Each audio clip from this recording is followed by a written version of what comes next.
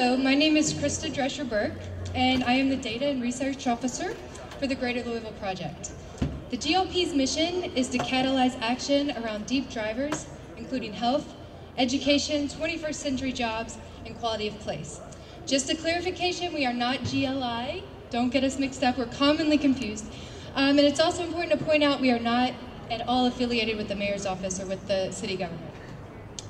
So while we have presented reports on education, jobs, and health, you can check out our website for those, I'm here this evening to actually talk about quality of place and what that means for us.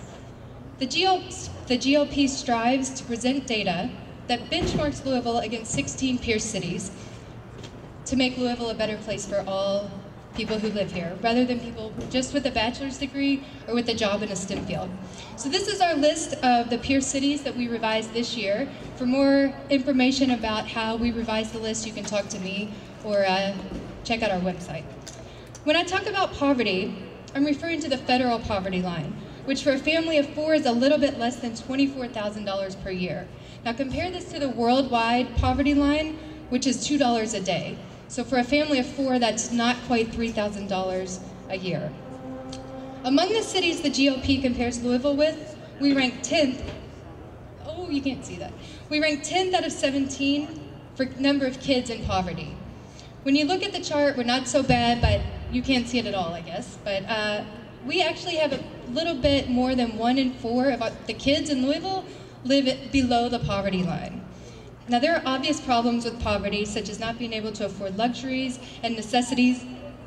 Okay, you can see that. I don't know who those kids are. We see lower educational attainment, food insecurity, much worse health, higher high school dropout rates, and more exposure to violence. There's also some evidence that the challenges faced by poor people are exacerbated when living in neighborhoods with high poverty rates.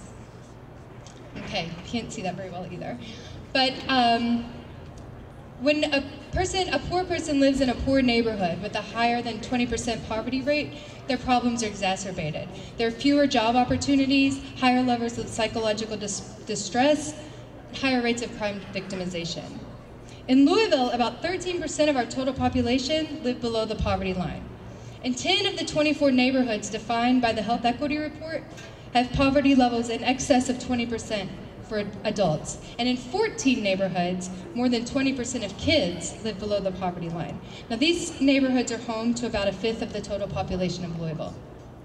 The problem of poverty concentration is actually getting worse. Since 2000, the percentage of poor people in Louisville living in poor neighborhoods has increased from 56% to 63%. So this means that 63% of people living below the poverty line also live in poor neighborhoods. So this is a map from the Center for Health Equity. The darker areas indicate the higher rates of poverty. Most of us realize that there are heavier concentrations of poverty in the west part of Louisville. I'm going to just throw out some numbers from this map though. So in Northeast Jefferson County, that's the lightest area on the map, 5% of kids live below the poverty line. In Russell, 78% of kids live below the poverty line. That's 16.5 times the rate. Kids in poor neighborhoods, both above and below the poverty line in Louisville, usually tend to go to underperforming schools, of course not all of them. And the neighborhoods in Louisville with higher rates of poverty have higher rates of chronic illness, unemployment, etc. This is directly from the Greater Louisville Project's Special Report on Health released last year. There's a 13-year life expectancy gap between what really amounts to the richer and poorer neighborhoods in Louisville. More recent data have come out this year from the Center for Health Equity, and there's actually a 15-year age gap now between St. Matthews and California Parkland. So there's a stereotype that people who live in poverty should just get a job. Well, let's think about that for a minute. So if a worker's making $7.25 an hour, a little bit of math will show us that to make the poverty line in wages, they'd have to work 63 hours every single week to support a family of 4. Every week, work time and a half. So in Louisville, there's 6,200 full-time workers living below the poverty line. And this is actually a ranking of our peer cities. I'm sorry it didn't show up better. There's 6,200 full-time workers in Louisville living below the poverty line. Now this number does not even count the people who have other family members working to put them above the poverty line.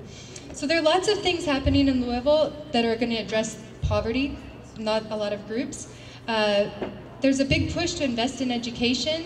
55,000 Degrees, Metro United Way, JCPS, a number of organizations are addressing the social problems that go along with attaining an education.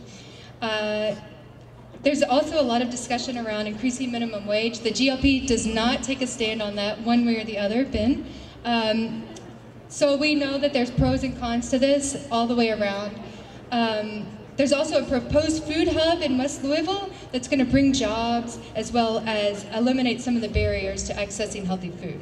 Finally, the Greater Louisville Project is working in collaboration with the Health Department, Kentuckiana Health Collaborative, a number of other organizations around town to actually improve the health of Louisvillians.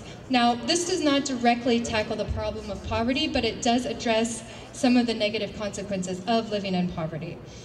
The GOP's focus on education, jobs, health, all are clearly related to poverty, as evidence demonstrates its association with educational attainment, wages, health. So in the coming months, we're going to be releasing more data about quality of life. We will have a report out by the end of the year that's going to update some of our previous reports. Let's see, these are some of my sources. If you need more information, more specifics, come and talk to me and I can get you the actual reports. But you can check out our website, follow us on Twitter, we're on Facebook. You can get all of our reports from our website, email us, we're there, we respond to things, and we'd love to talk about it. Thanks.